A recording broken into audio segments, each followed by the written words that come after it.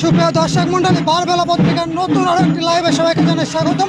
আমি প্রসেনজিৎ কুমার এখন যুক্ত হচ্ছে নাটোর রাজবাড়ি থেকে, ছোট তরফ থেকে। এখানে দেখতে পাচ্ছেন যে 7 দিন ব্যাপী কিন্তু কালী পূজার আয়োজন করা হয়েছে। কালী পূজা উপলক্ষে মেলার আয়োজন করা হয়েছে। এখানে দেখতে পাচ্ছেন যে যারা কমিটির সদস্য রয়েছে এবং সভাপতি রয়েছে তাদের সাথে আমরা কিন্তু কথা বলার চেষ্টা করবো। সে পর্যন্ত সকলের সাথে থাকবেন আমাদের। এখানে দেখতে পাচ্ছি প্রতি বছরের ন্যায় কিন্তু এবছরও কালী পূজা অনুষ্ঠিত হয়েছে। এখানে যারা সদস্য এবং কমিটি রয়েছে তাদের সাথে কিন্তু আমরা কথা বলার চেষ্টা করব। পূজা কেমন হচ্ছে? পূজা খুব সুন্দরভাবে হচ্ছে এবং সার্বিক সহযোগিতা সব প্রশাসন থেকে শুরু করে সবার আছে এখানে। আজ শুক্রবার, আজকে প্রায় 1000 দর্শনার্থী এখানে আসছে। সুষ্ঠুভাবে তারা পূজা উদযাপন করে দেখাশোনা করে চলে গেছে। এবং এখানে আমাদের বিএনপির যে নেতা রুহুল কুদ্দুস তালুকদার, উনিও দর্শন করতে আসছিলেন। উনিও এসে সবার সঙ্গে সৌজন্য সাক্ষাৎকার দিয়ে গেলেন। হ্যাঁ, আমরা এখানে মানে সবাই সম্প্রীতির মাধ্যমে এই পূজাটা সুষ্ঠুভাবে সম্পন্ন হচ্ছে। আর 2 দিন বাকি আছে, আমরা আশা করি এই 2 দিনও একইভাবে আমরা সম্পন্ন করব। ও ভক্তদের উপস্থিতিটা কেমন দেখছেন? ভক্তদের উপস্থিতি আজকে প্রায় 10,000 লোকের উপস্থিতি ছিল। আজকে প্রথমের দিকে 3000, বিকেলে রাত্রি যত হচ্ছে তত আরও বৃদ্ধি পাচ্ছিল। আমরা এই লোক সামাল দিতে আমরা হিমশিম খাচ্ছিলাম যে এত দর্শনার্থী আমরা আশা করি নাই এই ইয়ের মধ্যে। যাই হোক, দর্শকের জন্য, ভক্তদের জন্য কোনো বিশেষ কোনো আয়োজন কিছু আছে? আমরা চাই যে মানুষ সেইভাবে ফুর্তির মধ্যেই থাকুক। এত অভাব অনটন, এত রাজনৈতিক ইয়ে থাকার পরেও মানুষ যেন এই আনন্দ নিয়েই তারা সব অনুষ্ঠানে। দেখলাম যে প্রতিমাটা অনেক বড়, কত ফুট হবে? এটা আমাদের হচ্ছে 21 হাত ছিল, এবার একটু বৃদ্ধি পায় 22 হাতের কাছাকাছি চলে গিয়েছে। কারণ এটা তৈরি করতে তো একদম মেজারমেন্ট করা যায় না, ওইটা স্ট্রাকচার তৈরি করতে করতে হাত টাত দিতে দিতে যে লেভেলে যা দাঁড়ায়। আমাদের এমনি আমরা 16 হাত 17 হাত করি সব সময়। তো এই পূজা আপনারা কতদিন থেকে করে আসছেন? এটা আমাদের 13তম চলতেছে এই পূজাটা, আমরা 13তম। এটা আশা করি এভাবে কন্টিনিউ করব আমরা। আপনার নামটা কি? আমি অশোক চক্রবর্তী। একসময় আমি স্টেশন মাস্টার ছিলাম। আমি রিটায়ার্ড করার পর আমি এইসব ছেলেপেলেদের নিয়ে এগুলোর মধ্যেই থাকি এখন। ধন্যবাদ।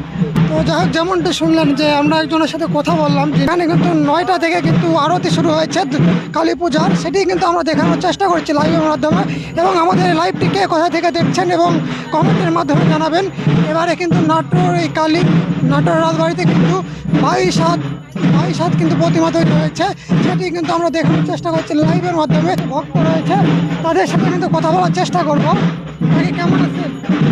ভালো, ওই পূজাটি দেখে আপনার কেমন লাগে? কতটুকু ভালো লাগছে। বাসা কোথায়? আমাদের বাসায় লালবাজার। যেমনটা শুনলাম যে প্রতিমাটি 22 হাত উচ্চতার কিন্তু প্রতিমা, সেটি কিন্তু আমরা দেখানোর চেষ্টা করছি। এবং এখানে যারা দর্শনার্থী রয়েছে তাদের সাথে কথা বলার চেষ্টা করবো। সে পর্যন্ত সকলে আমাদের সাথে থাকবে। এবং আরতির মধ্যে দিয়ে কিন্তু আজকে 5ম দিন কিন্তু এই পূজাটি উদযাপন হচ্ছে। এখনও কিন্তু 2 দিন বাকি রয়েছে। 7 দিন বা কার্তিক মাসের অমাবস্যার তিথি অনুষ্ঠিত হয় এই পূজা। ভক্তদের দেবী কালী সেবা আহ্বান করে, যিনি অশুভ শক্তি দমন করে শক্তি উদ্ধার ঘটান। সোমবার 20 অক্টোবর থেকে কালী পূজা শুরু হয়েছে। এই পূজাটি চলবে রবিবার পর্যন্ত। রবিবারে কিন্তু বিসর্জনের মাধ্যমে এই পূজাটি শেষ হবে, সেটি কিন্তু আমরা দেখানোর চেষ্টা করছি। আর এখানে কিন্তু দর্শকের সমাগমটা অনেক বেশি, হাজার হাজার দর্শকের কিন্তু সমাগম। এবং ভক্তরা কিন্তু এখানে অতি আনন্দ সহকারে কিন্তু পূজাটি উদযাপন করে আসছেন।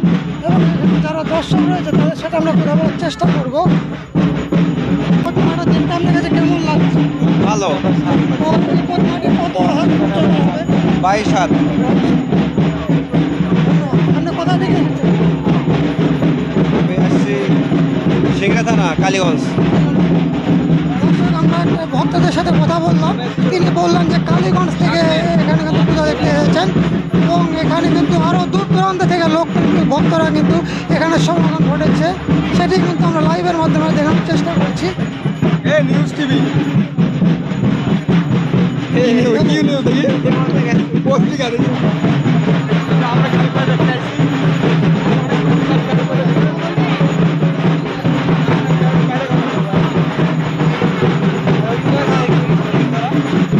দর্শক, আমরা কিন্তু এটি লক্ষ্য করতে পারছি যে হাজার হাজার দর্শকের কিন্তু সমাগম ঘটেছে এখানে এই পূজাটি দেখার জন্যে।